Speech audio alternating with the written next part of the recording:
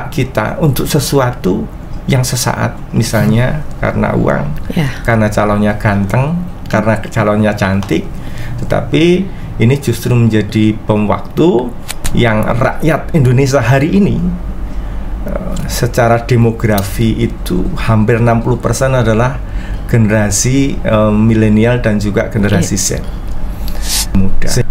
Supaya apa? Supaya negeri ini tidak diduduki oleh orang-orang yang tidak baik. Negeri ini tidak diduduki oleh orang-orang jahat.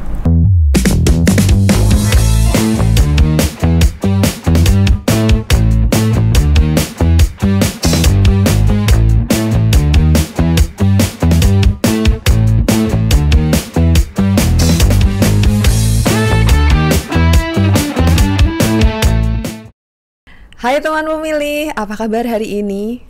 Semoga selalu sehat ya.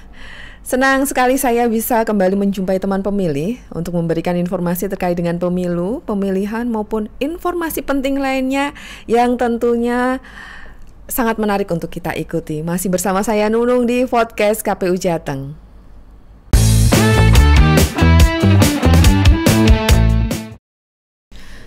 Pemuda-pemudi bergerak, Indonesia Bersatu merupakan tema dari peringatan Hari Sumpah Pemuda yang jatuh pada tanggal 28 Oktober 2025.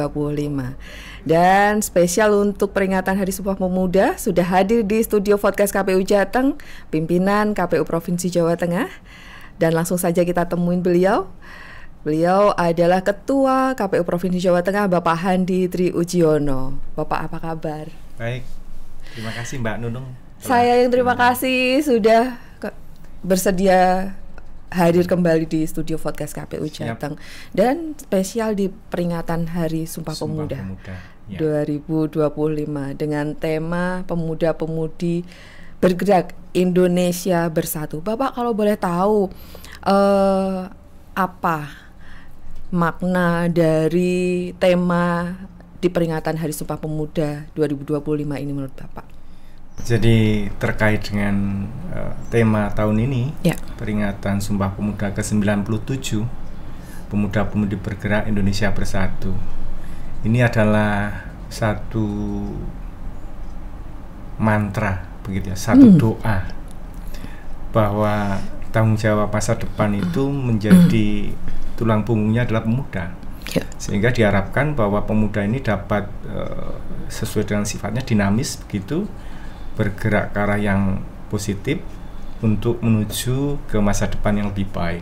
Ini adalah satu doa, sebetulnya prosa, tetapi kemudian ketika diucapkan itu menjadi eskalasinya menjadi mantra atau doa, dan itu menjadi harapan kita semua, begitu Mbak. Meskipun sudah 97 tahun sejak Kongres Pemuda yang diikrarkan, dan hasil dari Kongres Pemuda itu para pemuda sudah mengikrarkan bahwa ada satu tanah air, kemudian satu bahasa dan satu bahasa. Kalau kita kaitkan relevansinya sebenarnya apa sih Bapak untuk peringatan Sumpah Pemuda bagi generasi saat ini? Ya, bagi teman pemilih. Jadi kita coba berpikir Pak, bahwa situasi pada waktu itu kita masih terdiri dari beberapa suku-suku begitu. Betul. Yang kemudian para pemuda menginisiasi untuk melakukan perubahan, setidaknya dari segi komitmen sikap bahwa kita merasa senasib sepenanggungan dan kemudian mendeklarkan bahwa kita ini satu tumpah darah Indonesia, satu bangsa Indonesia dan satu bahasa Indonesia. Tentu ini awalan yang sangat monumental, bahwa kesadaran berbangsa bernegara ini jauh sebelum ada deklarasi kemerdekaan. Nah, relevansinya adalah bahwa bagi pemuda saat ini yang kondisinya jauh lebih baik daripada pada masa itu Kongres Pemuda kedua 1928 begitu, tentu kita punya kesempatan yang jauh lebih terbuka. Sehingga berkaca dari sejarah, kalau masa lalu bisa membuat satu yang fenomenal hari ini. Kita tinggal meneruskan dengan tantangan yang tentu saja berbeda, sehingga para pemuda ini harus bergerak, harus dinamis, harus melakukan hal-hal yang monumental untuk dirinya, yang outputnya nanti untuk bangsa dan negara. Kira-kira begitu, Mbak. Dan tentunya bisa dikenang di masa yang akan datang, ya, Pak. Iya. Sejarah itu diciptakan hari ini, sehingga begitu. Ya. Bapak, untuk generasi milenial seperti saya dan teman-teman pemilih generasi Z, tentunya di masa kemajuan teknologi yang saat ini berkembang pesat, kemudian banyaknya hal-hal baru yang sangat dinamis begitu. Sebenarnya apa sih tantangan anak-anak muda zaman sekarang ini? Tantangannya adalah situasi yang cepat berubah, persaingan yang begitu dahsyat secara global. Kita tidak hanya bersaing di lingkungan kita, tetapi secara global begitu. Dan juga situasi kondisi yang jauh berubah karena perkembangan itu, yang kemudian ada beberapa hal, misalnya terkait perubahan iklim, kemudian lingkungan, terus kemudian tantangan bagaimana kita menjaga sumber daya kita. Nah, tentu tantangan generasi muda sekarang adalah sesuai dengan tema bergerak, tentu bergerak dalam makna artifisial, juga bergerak dalam hal fisik juga. Jangan lupa bahwa aspek yang strategis untuk masa depan adalah sumber daya manusia. Sumber daya manusia itu salah satunya juga dibangun dengan fisik yang kuat, fisik yang sehat. Di dalam RPJMN nasional, pemerintah Prabowo Gibran telah mencanangkan bagaimana pembangunan manusia itu. Salah satunya adalah kita berkomitmen untuk menciptakan generasi yang kuat, baik secara fisik maupun mental dan juga pikiran. Nah, salah satunya ada program makan bergizi gratis untuk meningkatkan kemampuan fisik generasi-generasi kita, generasi Alpha dan generasi Z. Kemudian juga bagaimana kita bisa secepat mungkin bertransformasi dengan perubahan zaman, supaya kita bisa mengambil porsi di kesempatan mendatang. Nah, tantangan-tantangan itu harus kita persiapkan dari sekarang, termasuk generasi-generasi muda ini yang melek teknologi, kemudian juga bagaimana pikiran kita harus global juga, untuk meningkatkan kesejahteraan dimulai dari diri kita.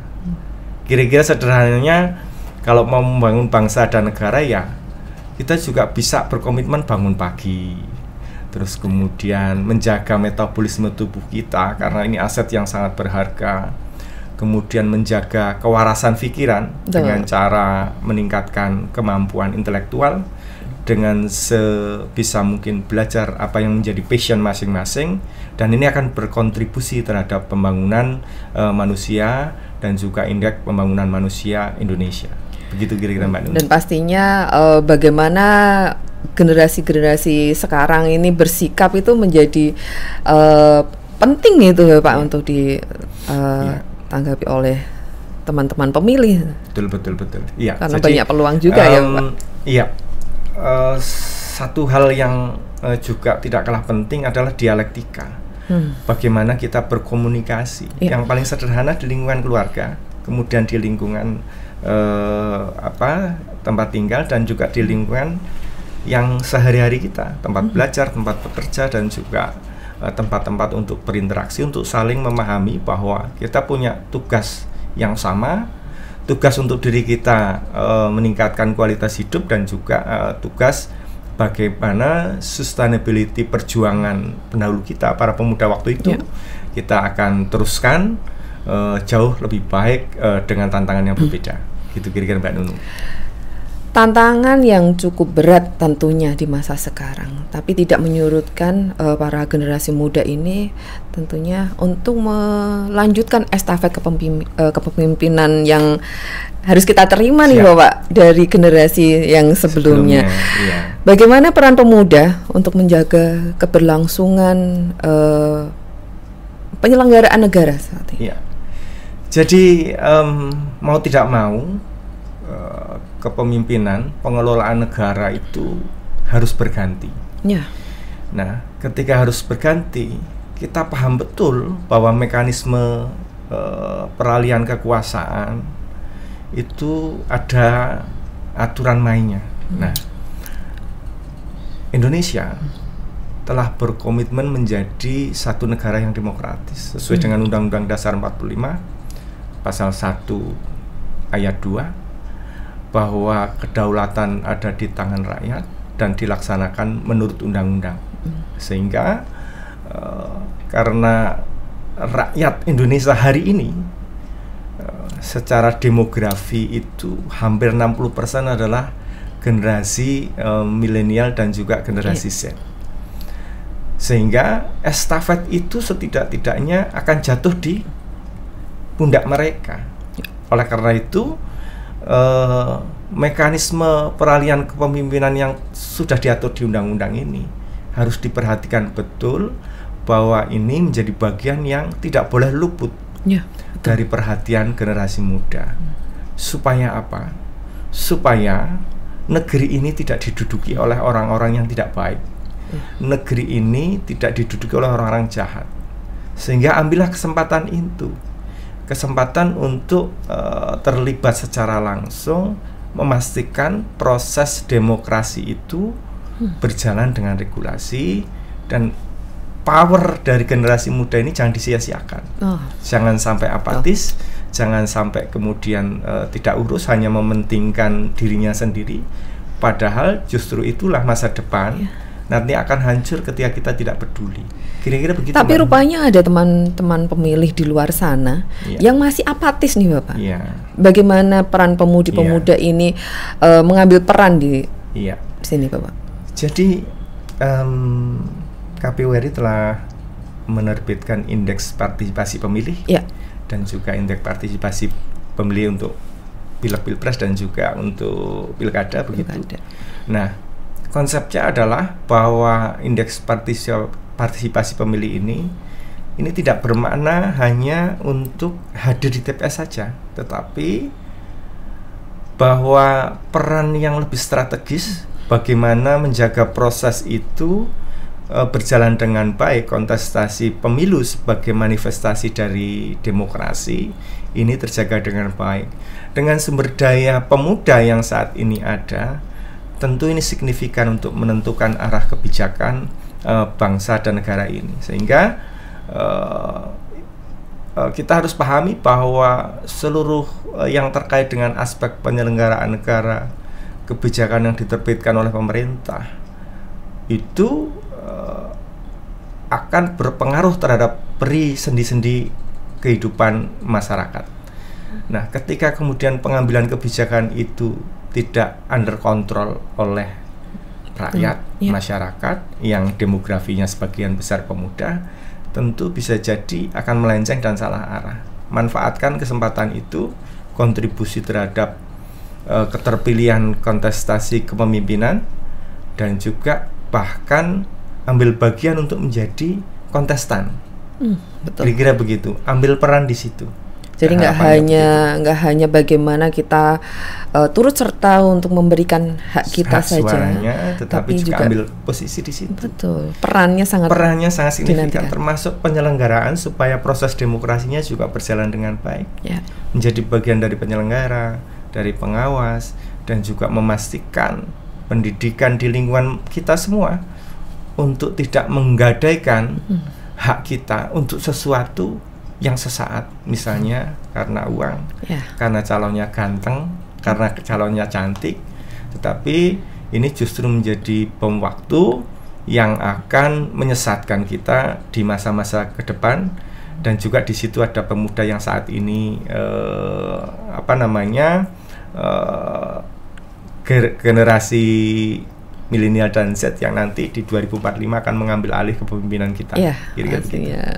Dan ini menjadi juga tugas besar dari KPU dong untuk memberikan pendidikan pemilih yang berkelanjutan ya Bapak saat ini. Jadi pendidikan pemilih berkelanjutan ini harus dimaknai sebagai satu hal konsep bahwa demokrasi tidak ada artinya tanpa partisipasi aktif dari masyarakat, termasuk generasi muda. Kira-kira begitu. Dan harus disadari bahwa masa depan adalah milik pemuda-pemudi saat ini. Namun apa yang menjadi point of view untuk menjaga nilai-nilai kebangsaan dari Sumpah Pemuda? Iya, jadi kita pahami betul, kita harus punya semangat yang sama dengan pemuda-pemuda di tahun 1928 dengan tantangan berbeda. Point of view-nya adalah bahwa kita harus menyadari tiga hal tadi terkait dengan bahwa kita satu tumpah darah Indonesia, satu bangsa Indonesia dan satu tanah air Indonesia. Tentu kita harus mengambil peran positif di situ sesuai dengan kemampuan dan kapasitas masing-masing, tapi tujuannya sama. Kalau kita mau maju bersama, sejahtera bersama.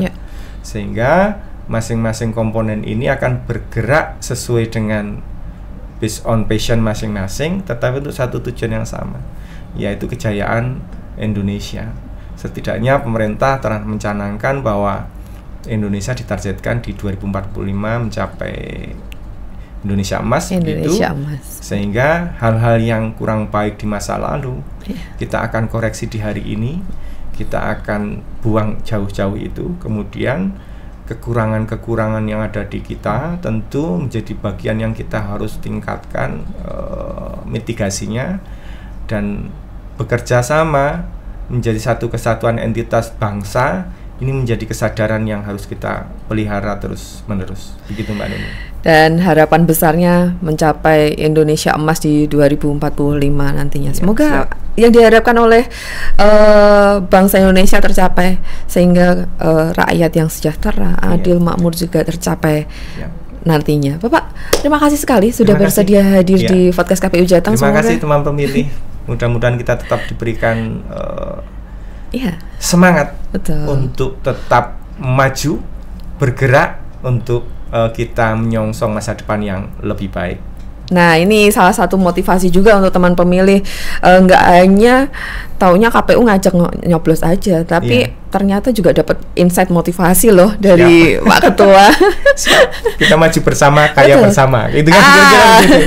Ini ajakan dari ini juga ya Pak. Ya motivasi besarnya besar dari para penyelenggara negara yang baik, tentu kita akan dukung terus. Betul. Gitu, Bapak sekali lagi terima kasih. Terima kasih Mbak Nunung. Berharap nanti Bapak bisa hadir lagi di podcast KPU Jateng tentunya untuk menyapa teman pemilih. Sekali lagi terima kasih. Salam sehat selalu Bapak. Salam sehat. Ya, terima kasih. Podcast KPU Jateng terupdate bersuara kepemiluan.